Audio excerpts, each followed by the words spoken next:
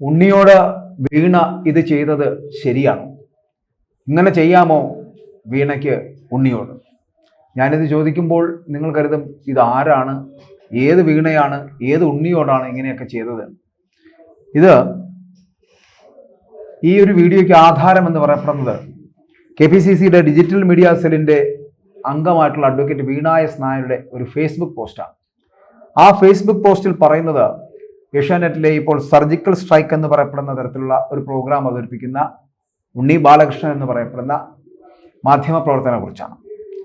ആ ഫേസ്ബുക്ക് കുറിപ്പ് എന്ന് പറയപ്പെടുന്നത് ഇങ്ങനെയാണ്: ശ്രീ ഉണ്ണി ബാലകൃഷ്ണന്റെ സർജിക്കൽ സ്ട്രൈക്ക് ആണ് ഈ പോസ്റ്റിന് ആധാരം. ശബരിമല വിഷയം കോൺഗ്രസിനെ തിരിഞ്ഞുകൊത്തുമെന്നായിരുന്നു ആ എപ്പിസോഡിന്റെ തലക്കെട്ട് എന്ന് പറയപ്പെടുന്നത്. അപ്പോൾ അതിനു മുമ്പ് ഏഷ്യാനെറ്റ് ന്യൂസിനോട് ഒരു അഭ്യർത്ഥന നടത്തുകയാണ് വീണ എസ് നായർ. സംസ്ഥാനത്തെ 1-ാം നമ്പർ ചാനലാണ് ഏഷ്യാനെറ്റ്. ഏറ്റവും കൂടുതൽ ആളുകൾ കാണുന്ന ചാനൽ, നേരോടെ നിർഭയം നിരന്തരം വാർത്തകൾ ചെയ്യുന്ന മലയാളിയുടെ അഭിമാന ചാനൽ. ഇതൊക്കെ വീണ പറഞ്ഞു വെക്കുകയാണ്.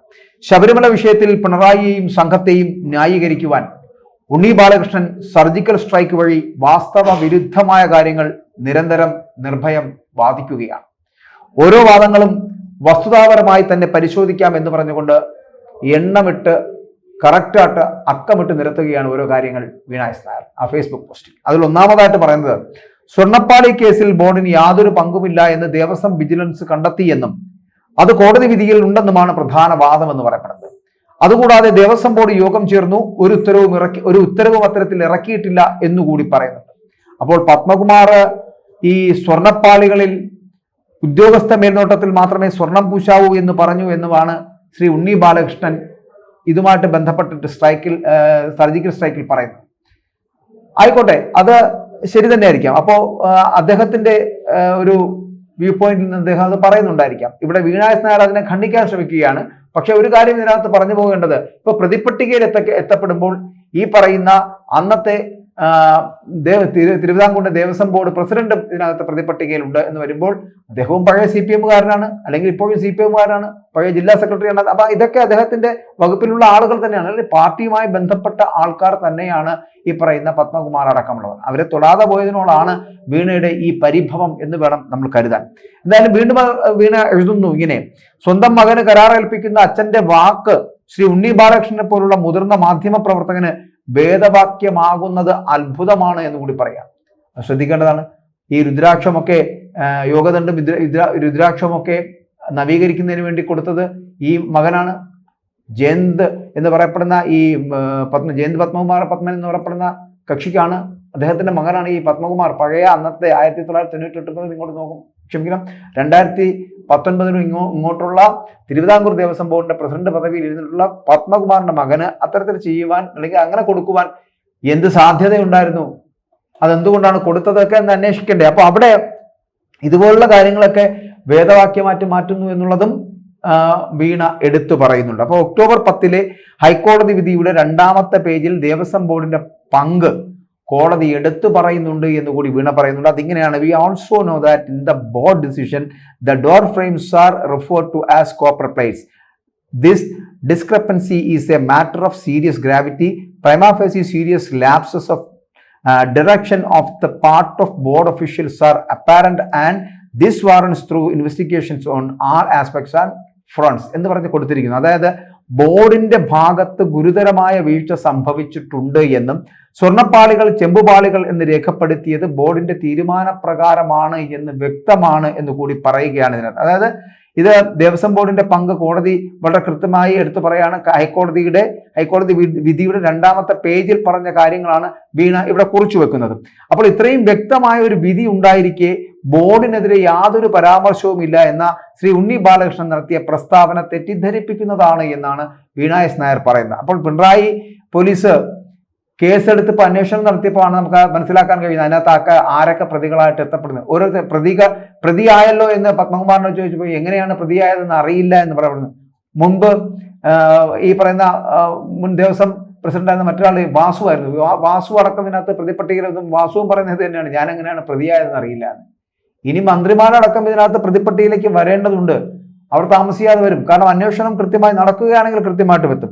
ഇനിയും പറയാനുള്ളത്, വീണ്ടും എണ്ണമിട്ട് പറയുന്ന കാര്യം എന്ന് പറയപ്പെടുന്നത് ദേവസ്വം വിജിലൻസ് സ്വർണ്ണപ്പാളി സംബന്ധിച്ച അന്വേഷണ റിപ്പോർട്ട് മുദ്രവെച്ച കവറിൽ സമർപ്പിച്ചിട്ടുണ്ട് എന്നുള്ളതാണ്. അതിൽ ഹൈക്കോടതി നടത്തിയ നിരീക്ഷണത്തിൽ നഷ്ടപ്പെട്ട സ്വർണം 4 കിലോയായി, അത് പിന്നീട് 1.5 കിലോയായി എന്നും അതിപ്പോൾ 470 ഗ്രാം മാത്രമായി എന്നുമാണ് ഉണ്ണി ബാലകൃഷ്ണൻ ഇതുമായിട്ട് ബന്ധപ്പെട്ട് അതിൽ പറഞ്ഞത് എന്നാണ് വീണ പറയുന്നത്. ഒക്ടോബർ 6 ഹൈക്കോടതി വിധി വായിക്കാത്തതിനാലായിരിക്കണം ഉണ്ണി ബാലകൃഷ്ണൻ ഇങ്ങനെ പറയുന്നത് എന്ന് വേണം അനുമാനിക്കാൻ എന്നുകൂടി വീണ കുറിപ്പിൽ കൃത്യമായും പറയുകയും ചെയ്തു. അപ്പോൾ കോടതി വിധിയുടെ പേജ് നമ്പർ 2-ലും 4-ലും ഇത് സംബന്ധിച്ചുള്ള കാര്യങ്ങൾ വ്യക്തമാക്കുന്നുണ്ട് എന്നുകൂടി പറയുന്നുണ്ട്.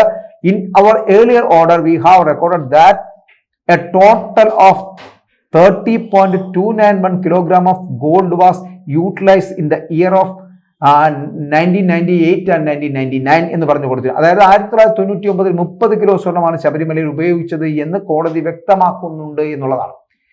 പിന്നെ ഉണ്ണി ബാലകൃഷ്ണൻ പറഞ്ഞ 474 ഗ്രാം സ്വർണത്തിന് കാര്യം അതിന്റെ കാര്യം എന്ന് പറയപ്പെടുന്നത് വ്യത്യസ്തമാണ് എന്ന് പറയേണ്ടിയിരിക്കുന്നു.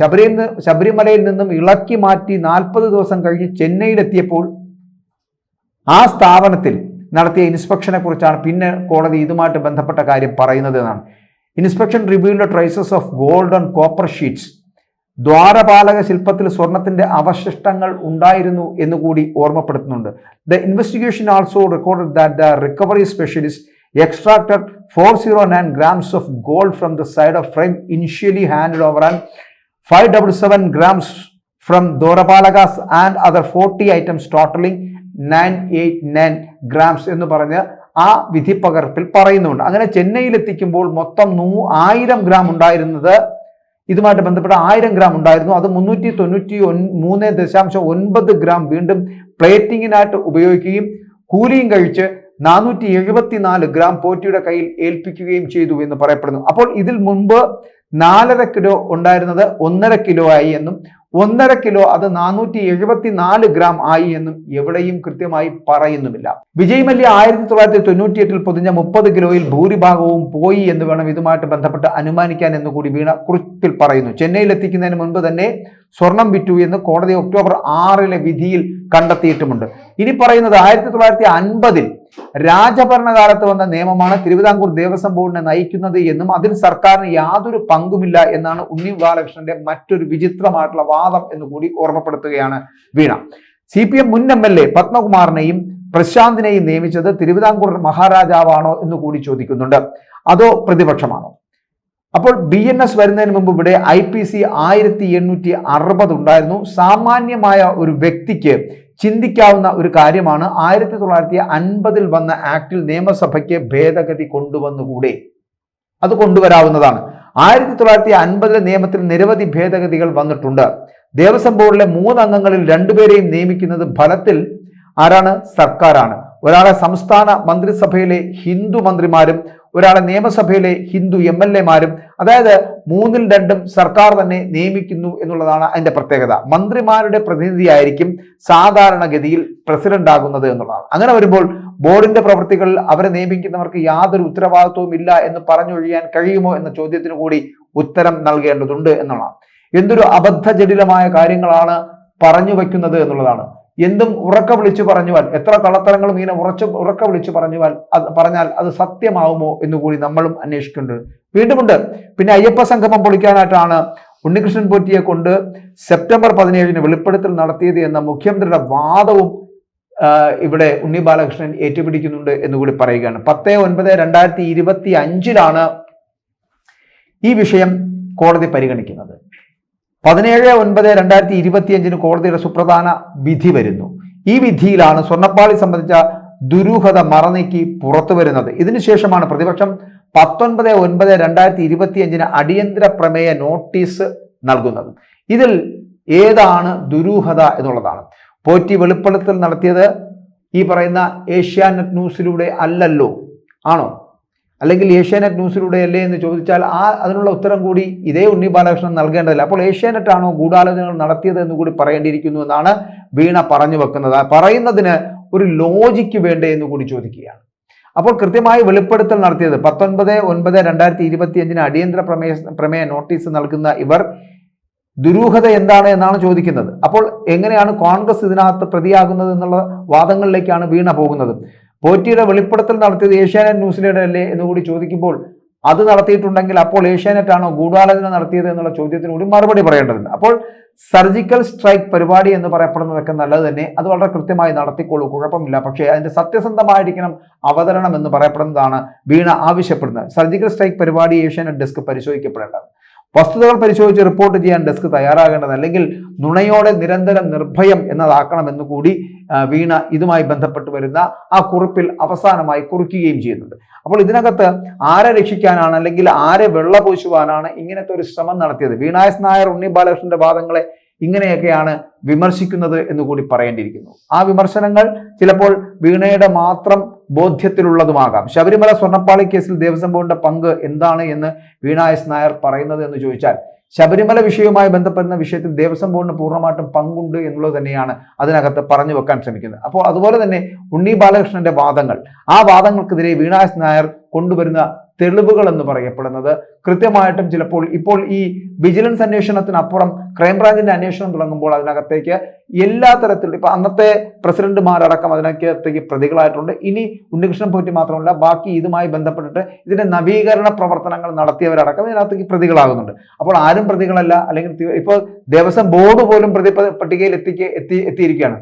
തിരുവിതാംകൂർ ദേവസ്വം ബോർഡ് പോലും ഈ പറയുന്ന പ്രതിപട്ടികയിലേക്ക് എത്തിയിരിക്കുന്ന സാഹചര്യത്തിൽ ഈ പറഞ്ഞ വാദങ്ങളിൽ കഴമ്പില്ല എന്ന് പറയേണ്ടിയിരിക്കുന്നു. അപ്പോൾ ഉണ്ണി ബാലകൃഷ്ണന്റെ വാദങ്ങളെ വളരെ കൃത്യമായിട്ടും ഇവിടെ വീണ എസ് നായർ പറയുന്ന കാര്യങ്ങളോട് ചേർത്ത് വായിക്കേണ്ടി വരും എന്നുള്ള കാര്യത്തിൽ സംശയമില്ല. അപ്പോൾ ഈ പറയുന്ന ഈ ഉണ്ണി ബാലകൃഷ്ണന്റെ വാദങ്ങൾ എന്ന് പറയപ്പെടുന്ന കോൺഗ്രസിനെ ഏതെങ്കിലും തരത്തിൽ ബാധിക്കുന്നതാണോ, അല്ലെങ്കിൽ പിണറായിയെയും സംഘത്തെയും ന്യായീകരിക്കാൻ വേണ്ടി നടത്തുന്ന ഉണ്ണി ബാലകൃഷ്ണന്റെ ഈ വാദങ്ങൾ ഈ ആർക്കായിരിക്കും തുണയാവുക, അല്ലെങ്കിൽ ആർക്കായിരിക്കും ബൂമറാങ് ആകുക എന്നാണ്. ഈ സർജിക്കൽ സ്ട്രൈക്ക് നടത്തുമ്പോൾ ഇത് കോൺഗ്രസിനെ, ഈ വിഷയം സ്വർണ്ണപ്പാളി വിഷയം, ശബരിമല വിഷയം എന്ന് പറയപ്പെടുന്ന കോൺഗ്രസിനെ തിരിച്ചുകൊത്തുന്ന ഒരു വിഷയമാണ് എന്ന് പറഞ്ഞു വെക്കാൻ ഉണ്ണി ബാലകൃഷ്ണൻ ശ്രമിക്കുമ്പോൾ വീണ എസ് നായർ അത് ഒരിക്കലും കോൺഗ്രസിന് എതിരാകുന്ന ഒരു വിഷയമാകില്ല. പകരം ഈ വിഷയം എന്ന് പറയപ്പെടുന്നത് കോൺഗ്രസിന് അനുകൂലമാകുന്ന ഒരു ഘടകമാകും. അത് തന്നെയായിരിക്കും തെരഞ്ഞെടുപ്പുകളിൽ പ്രതിഫലിക്കാൻ പോകുന്നത് എന്നാണ് പറയുന്നത്. ചിലപ്പോൾ അത് ഒരിക്കലും ഈ താൽക്കാലികമായിട്ടാണെങ്കിൽ കൂടിയും തദ്ദേശ സ്വയംഭരണ തെരഞ്ഞെടുപ്പുകളിൽ അത്തരത്തിലൊരു പ്രതിഫലനം കോൺഗ്രസിന് ഉണ്ടാകില്ല. അതിന്റെ മെച്ചം ഉണ്ടാകാൻ പോകുന്നത് BJP ആയിരിക്കും. പക്ഷേ നിയമസഭാ തെരഞ്ഞെടുപ്പിൽ ചിലപ്പോൾ ഇതിന്റെ പ്രതിഫലനം ഉണ്ടായേക്കാം. അത് കോൺഗ്രസിന് ഗുണം ചെയ്യുമെന്നുള്ള കാര്യത്തിലും സംശയം ഉണ്ടാകാൻ സാധ്യതയില്ല. കാരണം അത്തരത്തിൽ ജനങ്ങളുടെ ഇടയിൽ, സ്ത്രീകളുടെ ഇടയിലൊക്കെ ഈ അയ്യപ്പൻ എന്ന് പറയപ്പെടുന്ന വലിയ വിശ്വാസമാണ്, ശബരിമല എന്ന് പറയപ്പെടുന്ന വലിയ വിശ്വാസമാണ്. ആ വിശ്വാസത്തിലേക്ക് എപ്പോഴെങ്കിലുമൊക്കെ കൈകടത്തുകൾ നടത്തുകയും CPM-ഉമായി ബന്ധപ്പെട്ട് വരുന്നവരുമൊക്കെ അതിന്റെ പ്രതിനിധികളും മന്ത്രിമാരും അടക്കമുള്ളവരടക്കം ഇതിനകത്ത് ഈ പറയുന്ന സ്വർണം അടിച്ചു മാറ്റി എന്ന് പറയപ്പെടുന്ന തരത്തിലേക്ക് എത്തപ്പെടുമ്പോൾ സ്വാഭാവികമായിട്ടും ശബരിമലയെ വിശ്വസിക്കുന്ന സ്ത്രീകൾ എന്ന് പറയപ്പെടുന്ന, അല്ലെങ്കിൽ അതുമായിട്ട് നിൽക്കുന്ന അമ്മമാരടക്കമുള്ളവർ ഈ പാർട്ടിയെ അടക്കം വെറുത്തു പോകുന്ന ഒരു സാഹചര്യം ഉണ്ടാവും. അതുകൊണ്ട് തന്നെ ഈ വരുന്ന തെരഞ്ഞെടുപ്പിൽ അതിന്റെ പ്രതിഫലനം വളരെ കൃത്യമായി ഉണ്ടാകും. അത് കോൺഗ്രസിനായിരിക്കും ഗുണം ചെയ്യുക എന്നുള്ളതാണ് നമുക്കിപ്പോൾ പറയാൻ കഴിയുന്നത്.